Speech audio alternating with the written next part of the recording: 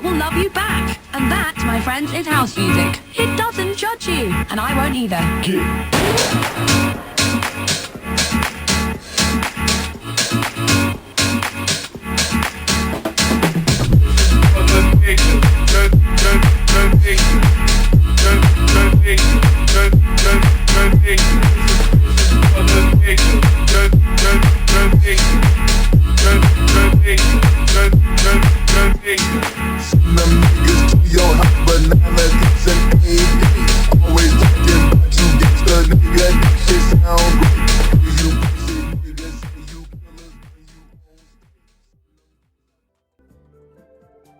So, Sega decided to release a closed network testing for Sonic Racing CrossWorlds, and I managed to be a part of it. So I have some things to share, both good and bad, but I'm excited to talk about it nevertheless. So this video is going to be split into 4 different parts: overview, gameplay mechanics, comparison to the previous Sonic Racing games, and my personal opinion. Now you know what to expect, let's get started. So from what we know about Sonic Racing CrossWorlds is that it might have a storyline like what Team Sonic Racing had, considering that King Dodonpaw is in the game. If you're unfamiliar with Dodonpaw, he was the protagonist in the story of Team Sonic Racing, so it was nice to see him again. I want to say that it is a continuation of the story in the previous game, or more like an addition to it. For some context, in Team Sonic Racing, King Dodonpaw approaches all of the Sonic characters that you can play as and asks them to race to test out a project that he had been working on. The project is a specific engine that is extremely powerful and it only runs on teamwork. This is how you're able to get the quote-unquote team ultimate in the game. Unfortunately, of course, Eggman caught wind of this project and tried to turn the engine into a weapon for his own personal uses. And Sonic and his friends assumed that Eggman and Dodonpaw are working together, but then Dodonpaw made it clear that he wasn't, but he was still willing to see how everything went down with Eggman's interference. So he's kind of like a mad scientist slash racing philanthropist. Team Sonic Racing's story ends by whoever you play as defeating Eggman with the quote-unquote power of teamwork. However, it causes Eggman's vehicle, the Death Egg, to crash into the core of the racing track and destroy everything, including the racers' cars and the engine that Dodonpaw was working on. Back to CrossWorlds. If Dodonpaw is in this game as well, I imagine he's going to make something similar to the Ultimate Energy engine that allows you to warp into different worlds and such, or transform your vehicle to adapt to their environment. But I don't really want to theorize the story because there's barely any information for me to make up anything. But it would kind of add context and allow the transforming and the warping into different universes make sense in the storyline. Without Dodonpaw in consideration, this game seems to represent each track as a different world, not just a track you come across during a racing tour or something. I really like this idea, as it makes more sense in the Sonic universe. They seem to be including characters from different games that we haven't seen in a hot minute, further utilizing the universe hopping in the context of racing. And luckily, I was afraid that this was just going to be another Sega and All-Stars Racing, but I really do see some individuality in here. When the opportunity for a new track comes up called the CrossWorlds, the racer in first place gets to choose which portal to open up. Not only does this make every race different and unpredictable despite the starting track, but it makes it way more replayable than the past racing games. So far, the portals to the CrossWorlds that you can travel through are Roulette Road, Sky Road, Kraken Bay, Dinosaur Jungle, and Magma Planet. As for the main tracks, the ones that I was able to choose from the beta testing were Metal Harbor, Rainbow Garden, Ocean View, E Stadium, Wonder Museum, and Water Palace. However, these aren't all of the tracks. It is confirmed that there are going to be 18 more main tracks and 10 more CrossWorlds. Now onto the vehicles. The common Sonic trio, Sonic, Tails, and Knuckles, as well as Amy, Shadow, and Eggman's cars don't look much, if at all, any different from their designs in Team Sonic Racing. But that doesn't mean you can't customize them. Unlike the previous racing game, they are a lot more customizable, as you can alter the front and the back half of the car interchangeably. However, you have to stick within the same type, such as speed, acceleration, power, and handling. And of course, depending on what you stick together, depends on your final stats. I chose to use a speed type with better handling because I wanted to be able to execute good drifts while staying fast. But every now and then I would change to an acceleration type, which I was neutral on. After you got the car parts you want, you can color them and add stickers. There is a lot more flexibility when it comes to coloring them than Team Sonic Racing. It's nice to see. I saw some pretty cars while racing, but I just stuck with Shadow's color palette to match the Hedgehog himself. I like matching. But there is more customization to talk about, something new and completely different. They are called gadgets, which are performance enhancers. They are permanent and all do different things. And yes, I am going to go through every single one. But first, let's look at the little board that they give you. It has a total of 6 slots, which you start out with 2 and then later unlock more the more you race. But you need to consider which gadget you want to equip, as each one takes a different amount of slots. Okay, time to go through the gadget list. First, we have Item Stock Swap. This gadget allows you to swap the power-ups that you have in your inventory in case you want to use the one that's in the back first, but you can only swap them when you have this gadget equipped, so be aware of that. The next one we have is Item Stock Plus, which it allows you to have 3 slots instead of just 2. I never used this one since I didn't think it was very helpful, but I've seen a few people win races because they had the Item Stock Plus equipped. Next we have a Warp Ring gadget, which gives you you guessed it, a warp ring in the beginning of each race. You can also get them from item boxes, and it just swaps your location with a different racer whenever you use it. The next one is the attack item chance up, which means that attack items will appear more often. We also have the same for a defense item, a boost item, and a hazard item. So when you have this gadget equipped, it just means that you have a higher chance of getting these types of items in the item boxes. I usually used the boost item chance up because I didn't really care about an attack, defense, or hazard item. I only cared about going fast and cutting through corners. The next one is a giant rocket punch gadget, which I've seen a lot of people equipped, but it's basically taking one of the power-ups that you can get that I talk about later called the rocket punch, and it just makes it bigger. And I don't really know exactly what it does. I don't know if it allows it to hit more people or if it's more powerful, but apparently it's super useful and I've been missing out. The next one is a ultimate drift charge, which it adds a 4th level to the drift charge. It charges all 4 levels to unleash an unbeatable boost. So basically you go way faster than everybody else because you have an extra level. I never used this one either, but I want to imagine that it's like the frenzy when you get the 4 boosts, but I could be wrong. The next one is a speedy air trick, which it performs air tricks faster. This one I did use and I was using immediately. I don't exactly know the benefit of air tricks, except when you hit 3, you get a full boost that you would get if you were drifting all the way up to the 3rd level. But past that, I don't know what else it does, but it was really helpful, especially in the water, to have the speedy air trick so that I was able to pick up the pace and go a lot faster than everybody else because I was jumping and doing tricks every second.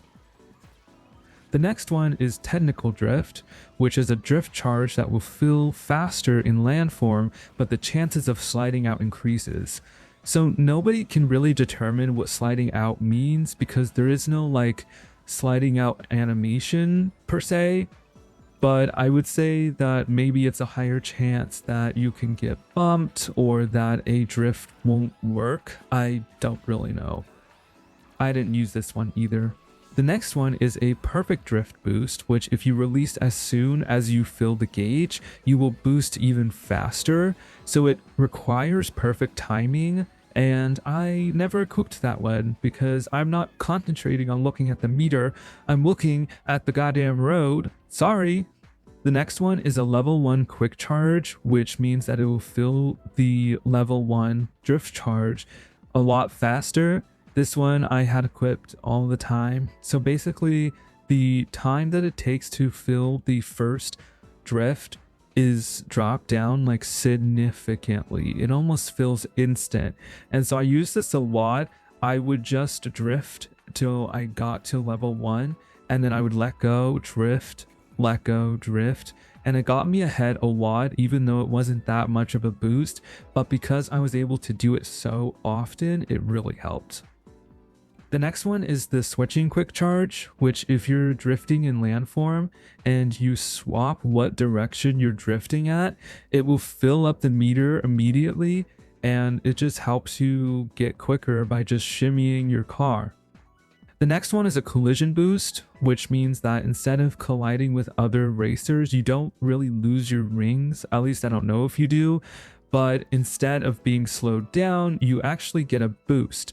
This one I did have equipped because it was really helpful, because you get boost every 2 seconds if you have this, because everyone's ramming into you.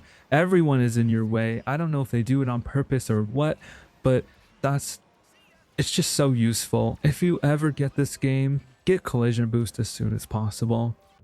The next one is slipstream enhancement, which extends the slipstream range. I don't really know what a slipstream is. I might be stupid. I mean, there is animations for it in the game, but I don't know if it makes you faster. I don't know what it does, but I had it equipped for a little bit and I don't really see any changes. So I don't know. Someone correct me if I'm wrong, but I don't think it does anything. The next one is a ring boost effect up, which increases the boost effect when you get a ring, which I should have had this equipped, but I never did because I didn't really think that it was that helpful. But basically in this game, the more rings that you collect, the faster you're going to become. So you can definitely see how this one could be useful.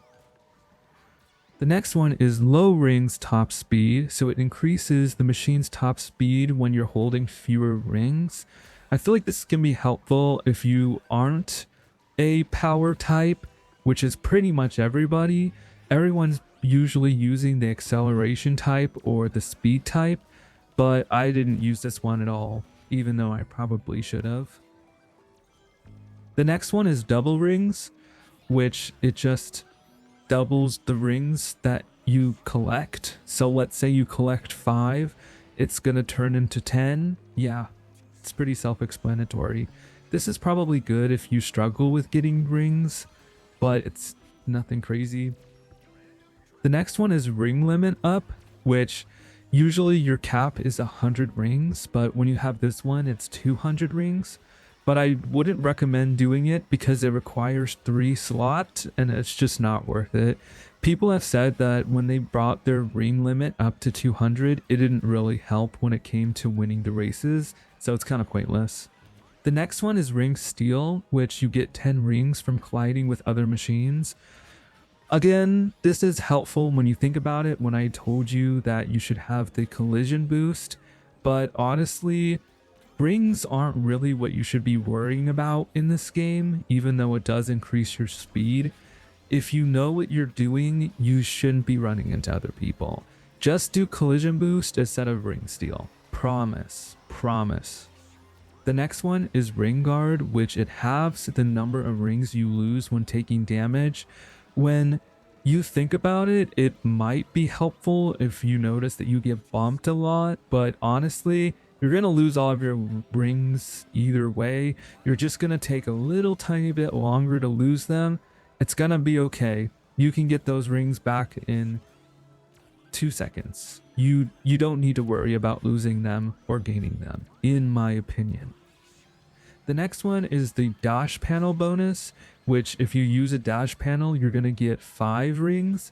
But if you use a blue dash panel, it'll give you 10 rings. So I never knew the difference between the blue or the pink dash panels. And this is the only instance where it actually has a purpose, the difference between the two. So, I mean, there's that. If you boost more, then you get more rings. Yippee. The next one is a runoff bonus, which you get rings when you use boost items to cross runoff areas. So basically, when you do a shortcut, it gives you rings. The opportunity that you're going to get a boost item, let alone in a perfect time where you could have a shortcut that you could go through with the boost item, is way too low for this to actually be useful. So don't use it. Or do, I don't care what you do. The next one is ring range up, and it multiplies the range by 2.5 to pick up rings, which again, if you struggle with rings and you can't pick them up because for some reason you're not in the middle of the track, this could be helpful. Honestly, if you're that desperate for rings, just make sure that you get a violet wisp. They'll pick up all of the rings for you, I promise. And then the last one is an item attack ring bonus, which you get 10 rings when you're using items to attack other machines or, players. Honestly, again, yes, there is a high chance that you're going to get an attack item. That's not something that you should be worried about. You should be worrying about making sure that you don't get hit and you're doing shortcuts. Even though the rings make you faster, I feel like it's not that hard to maintain them, or if you do lose them, it's not hard to get them back. Okay, now we're going to talk about the controls. And these ones are completely different than what I'm used to. First off, I just want you to look at this controller and I just want you to guess what the button is for accelerating. I'll give you a few seconds. It's probably this button, right? Wrong. It's this one. Yeah, no, it took me a minute to get used to this. But honestly, I kind of like the dynamic because the driving part is exclusive to the right side of the controller, while the power-ups are exclusive to the left side. But I will say the new positioning did hurt my thumb. But you can see that there was a few times in the gameplay where I would randomly run into walls or stop or start adrift when I didn't mean to. And it was because my brain was trying to adapt to these controls while remembering the controls that I used for Team Sonic Racing and the racing games before that. And it was just a mess. But I do think with some time getting used to, it won't hinder my performance. Besides that, I wanted to talk about the power-ups that they have in this game and what they do. We have a few repeats, but we also have a few new ones. And in case this is the first Sonic Racing game you've gazed your eyes upon, I want to be able to tell people what's new and what's not. I am going to split them into different categories, which are going to be defense, offense, slowdowns, and temporary enhancers. Of course, each power-up is given to you through an item box. Unless you have the warp gadget equipped, then you will be given that both at the start of the race, as well as it having a possibility in being the item boxes. Okay, for defense, we got the tornado. This creates a barrier around your vehicle and will cause others to spin out when touched, and it prevents other races' attacks from affecting you. Next is the shield. It just makes your car invincible for a few seconds, as well as slightly faster and harder to bump. Now the defense list was a bit short, but so is the offense. For the offense, we got the homing and the rocket punch. I'm putting these two in the same category because they basically do the same thing. The only difference is that the red one, the homing punch, walks onto a player that the red crosshair is on, guaranteeing a hit, while the green one, the rocket punch, can lock on, or it can just be thrown in front or behind you, hoping to hit somebody. And then we have the spiked iron ball. This can be thrown ahead or behind your vehicle, but I much prefer to do it ahead of myself. And this one will cause someone to spin out as if they got hit by anything else. Okay, for slowdowns, we have King Boom Boo, which I've never seen this dude before, except in Team Sonic Racing, but he wasn't a power-up at that time. This is a power-up that helps players slow down the person in first place, attacking them with no way out. And if you're following close behind them, you'll get attacked too, because it's a long stream of these like blue tornado things. The next one is the slicer. This item is my enemy. I really hate this thing. What it does is it slices off the back end of your car, basically making you unable to accelerate or drift. It's great when I'm able to use it on other people though. The next one is slime.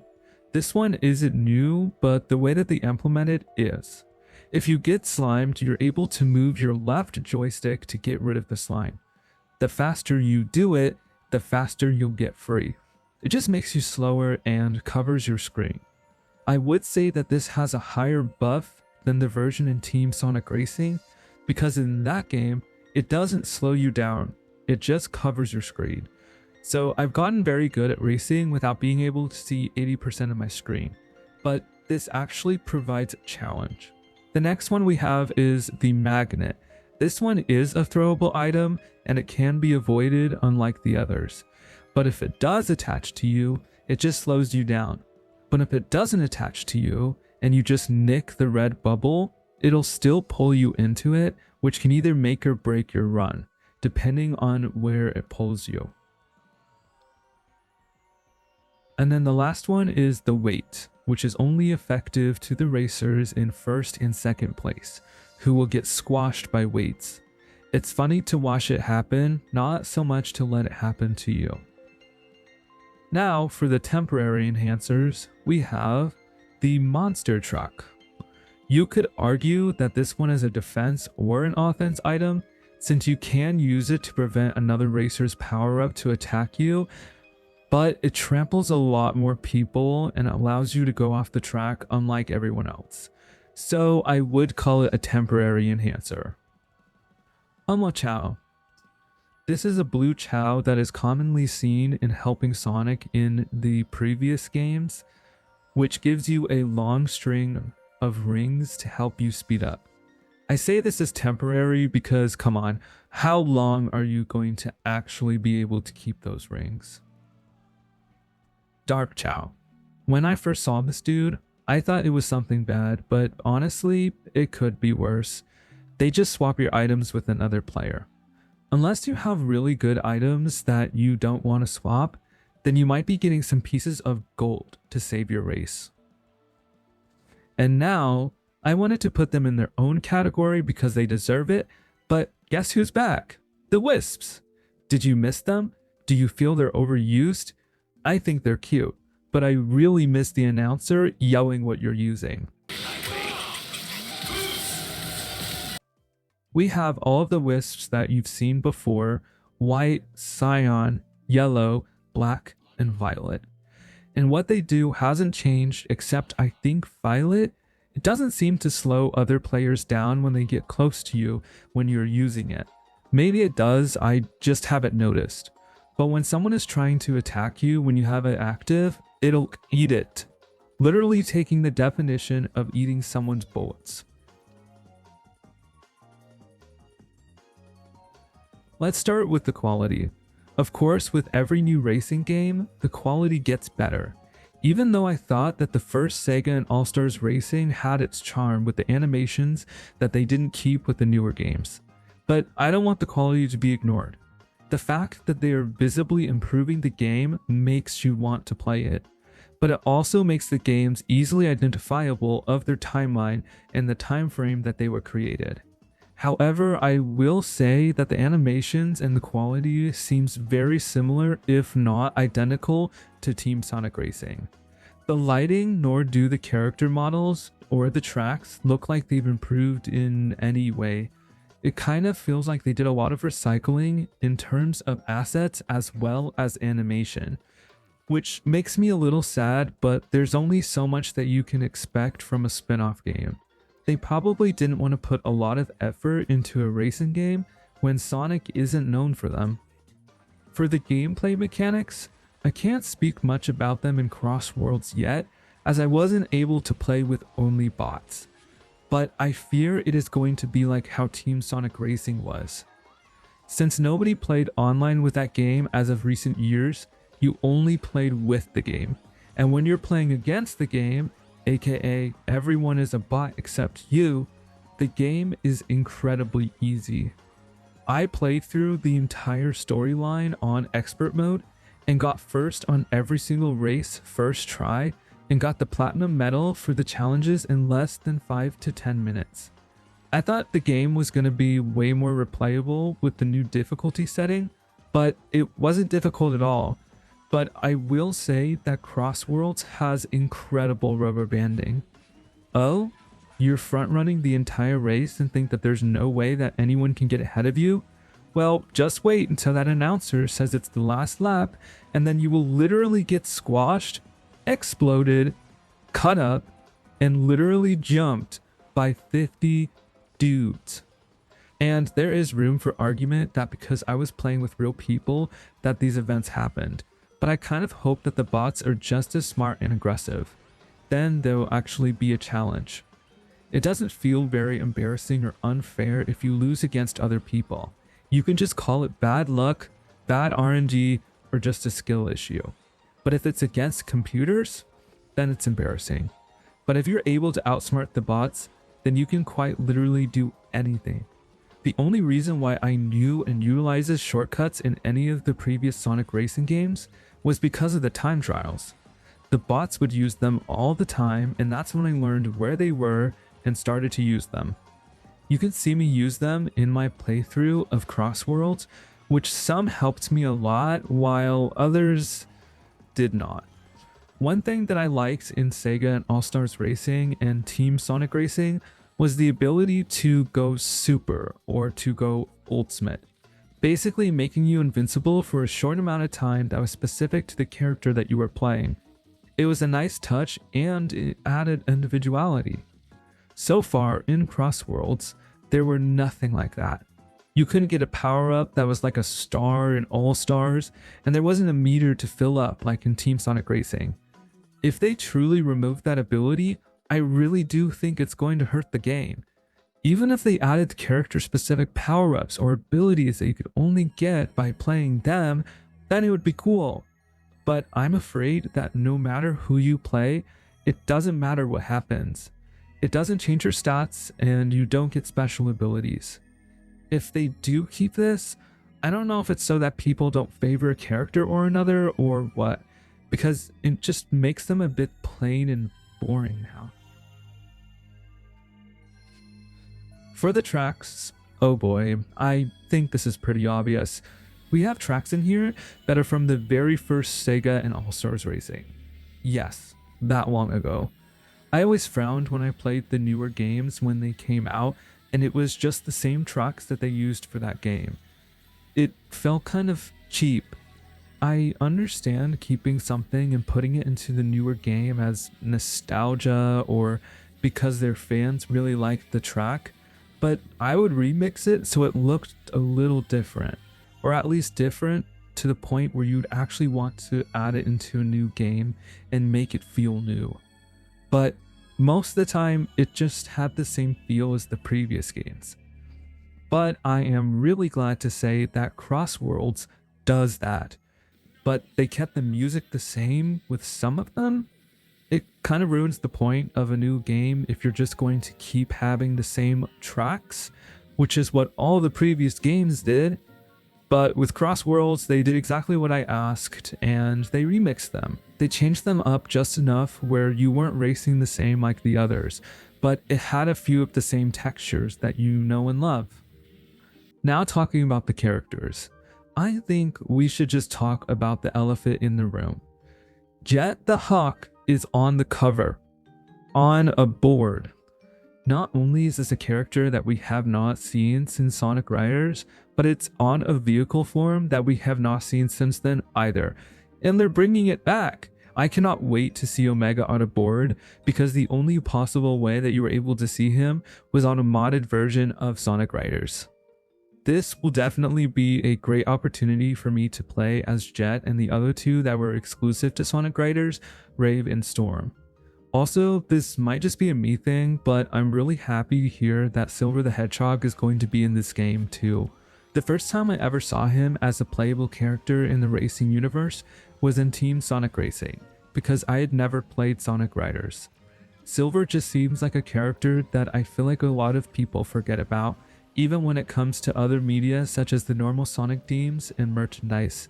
Like, they only have 2 pieces of clothing that has silver on it, while Sonic and Shadow have hundreds. He's a cool male hedgehog too, guys. Come on. Other than that, we got the same lineup that Team Sonic Racing had. Of course, adding a few new people such as Sage, who was first seen in Sonic Frontiers, the Chaotix, Cream and Cheese, and Zaz. For some reason, as if Zavok wasn't enough, we had to have the Twink join us. Let's go! Honestly, I feel like this is just Sega trying to sneak in an alienated version of Waluigi into the game, but I don't know. Sorry, that's just the first person that he reminded me of. Now let's get into the story. First off, I want to state that I am a very story-driven person. I don't really want to play a game unless it has a good story or it has a long, detailed story. I want to make that clear because what I'm about to say is going to be based off of that preference of mine. For story aspects of these racing games, I want to go back to Sonic Riders. Even though I never played them, it seemed like it was the most story-packed. Whenever I heard people talk about it or watched videos on it, it seemed like the story had hours of content, considering that you have to play as the 2 different teams, which was technically 2 different storylines. Team Sonic Racing's story was a bit lackluster. Yes, it related to racing. Yes, it hooked you with making you think that Dodonpaw was working with Eggman just to find out that he wasn't, but it just wasn't entertaining in my opinion. The challenges and races were way too repetitive, and some of them were just transferred from the game before it. And this was the only other game that had a story in racing context.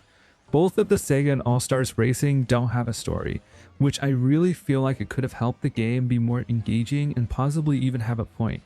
Instead of, okay, I guess we're racing now, there's no goal except, yeah, we should get first place, but that's with just being competitive.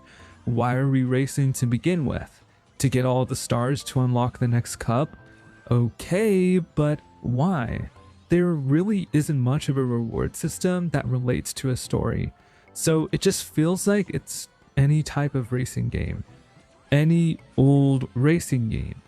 Sonic is always about story in my opinion. Even back in the GameCube days, there was always a purpose, a reason why you were doing things. But thinking that Crossworlds is coming out after Team Sonic Racing, a game that tried to implement a story even though it wasn't done too well, I really want to believe that they're going to try and have a story for this game too, like I previously said. But I hope that it makes an actual story, a story that makes sense and makes you want to keep racing, that has different ways to unlock new characters instead of just keep playing the game. I have high hopes for it, and therefore I hope Crossworlds is going to have a lot more content than Team Sonic Racing. To complete the entire story in Team Sonic Racing, it can take around 4 hours, 6 hours if you allow a few mistakes in loading time. As for Sonic Riders, the average game time for that story mode is about 5.5 hours to 8.5 hours. However, in my opinion, Sonic Riders, it's much more engaging. So those hours felt like they were actually milked for every inch of their worth, and you didn't feel the time passing by. But with Team Sonic Racing, I was finding myself skipping dialogue and the repetitive challenges because I felt like it did nothing for the story. Now, talking about additional content such as like missions, time trials, etc., it is confirmed that CrossWorlds is going to have options for Grand Prix, time trials, and things like that, just like the other games, but I'm really curious on what their challenges are going to look like. Are they going to be the same as the other games, where you have to destroy a tank or hit every boost pad before the time runs out? I like the fact that Team Sonic Racing added something new with the ring challenges and the pole challenges, but I will say the first Sega and All-Stars Racing was very unique with their missions. The only game besides Sonic Riders that had a system of missions. Some of them were extremely specific to a character, something you really don't see in the later racing games. I doubt they'll bring something like that back, but I mean, if they brought transforming in Sonic Riders-esque back, then we might have a slight chance. For my personal opinion, I enjoyed the game, and when it comes out, I very much see myself playing this until I get Legend 1 rank. I had always wanted to make challenge videos like what people make with Mario Kart, but found it difficult with the past Sonic Racing games because people either didn't play them or they didn't have much to offer in terms of challenges. But now, with this game, I feel like that will be a lot more possible. I think the beta testing made the game more enticing, and since a handful of people were able to experience the game, I feel like they will be wanting to play the game again when it comes out fully. Not only that, but I am sure a lot of other people that beta tested this game are sharing their thoughts and gameplay, so it makes other people see what the game has to offer for now. It hypes it up in its own way, and since it's putting a lot of emphasis on the online racing, I feel like a lot of people are going to be treating this game like Mario Kart and playing the online very often, if not the only reason why they hop on to the game. I feel like that's something that they lacked with the past games. Yeah, you could play online, but they were never hyped or seemed interesting enough to do so. But I will say that the network connection is extremely bad with Team Sonic Racing. So if you do want to play Mario Kart but with Sonic characters, I would wait until Sonic CrossWorlds comes out. Team Sonic Racing nor Sega and All-Stars Racing Transformed are not reliable for online play. You can definitely tell that they put a lot more consideration and time into the online aspect of racing, considering that the beta testing was for the online portion only. I am unfamiliar with beta testing and closed network tests, so I don't know if it's common for developers to just test out the online compatibility with the game or not, so you guys definitely let me know in the comments. So I actually wanted to go through a few pros and cons, so I'm going to go through them now. I definitely miss the super or the team power like they had in Team Sonic Racing. Again, I don't know if this is actually going to be developed since the game is only in beta, but there is still a lot more things that could be done, and I am really afraid that they aren't going to have it. If they don't, I feel like it'll hurt the game, even if we already have some power-ups that sort of feel like a super. And honestly, I just miss the teams in general. Maybe this is just because I've been playing Team Sonic Racing really often for the past few years, but I really liked the team mechanic. It made you feel less like all of the pressure is on you, and you don't have to depend on your skill to get a high ranking with those races. As long as your team is doing well as a whole, all of you will get a good ranking. I will say that the team mechanic is a little nerfed when you are just playing the game by yourself, since the bots rubber band, and if you're in the back, then your team is going to be in the back. The bots depend on you on how well they're going to do. But if you play teams with other people, then that's a completely different story. I think playing teams online would be extremely fun, especially in CrossWorlds. I imagine that you would be able to swap and request items from your teammates like in Team Sonic Racing, which would be more useful in online racing than just with the bots. but if they don't add teams, it would probably be a plot point. The whole point of the previous racing game was that the engines in your vehicle operated on teamwork. It wouldn't do anything or gather power unless you utilize teamwork, but I don't think that it's going to be important in Crossworlds. Dodonpaw might be making a new engine with a different way of operation or something completely unique. Another con I feel is that the characters don't feel individual. Like in Mario Kart and Sonic Riders, each character has different stats, and it would go along with the customization of the vehicle. It has always been this way with the Sonic racing games, I know, but it feels like since they added more customizations with the vehicles and the gadgets, maybe adding some individuality with the characters would be nice.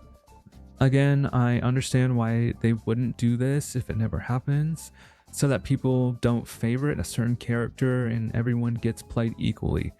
To a point, of course, because I have a feeling that a lot of people are going to be playing as Shadow, Amy, or Tails anyway. And I wanted to recap on what I was disappointed in seeing, which was the fact that they reused old music and tracks. I know that each racing game is an improvement of the last one, but I want to see new fresh tracks. But it's common for the Sonic franchise to reuse things. Cough cough. 2D platforming, even though Sonic is literally 3D. But like I stated previously, I am really glad to see how they remixed the tracks that they reused. It feels refreshing with a hint of nostalgia, if you could even call it that. But I did kind of want this game to be an entirely different and new game with new tracks. However, I think that the new tracks that are going to be announced are going to be completely new or reminiscent of their old other Sonic games. So that's pretty cool. And to end this off, something that I really hope that they implement in this game is at least a good story.